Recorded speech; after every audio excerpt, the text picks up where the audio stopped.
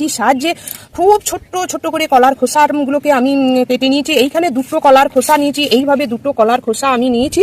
এই কলার খোসাগুলোকে আমি এই একটা এর মধ্যে বাটির মধ্যে রেখে দেবো। তার মধ্যে এইখানে আমি দেবো 2 চামচ, এখানে দেবো ভার্মি কম্পোস্ট। গাছের মাটিকে ঠান্ডা রাখে এবং মাটি উর্বর করে, প্রচুর পরিমাণে ফুল ফল আনতে সাহায্য করে। আর তারপর এখানে আমি দেবো 1 চামচ দেবো হাড় গুঁড়ো, তারপর 1 চামচ দেবো এখানে শিং চাচা দেবো। এবার এটাকে ভালো করে মিশিয়ে নিয়ে আমি প্রতিটি গাছে এটা প্রয়োগ করব।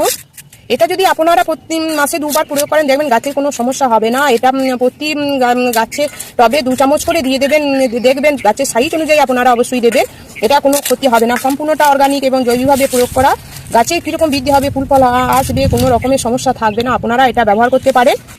চলুন তাহলে আজকে আমি এটা কোন কোন গাছে প্রয়োগ করি সেটা দেখতে থাকুন। বন্ধুরা দেখুন, এই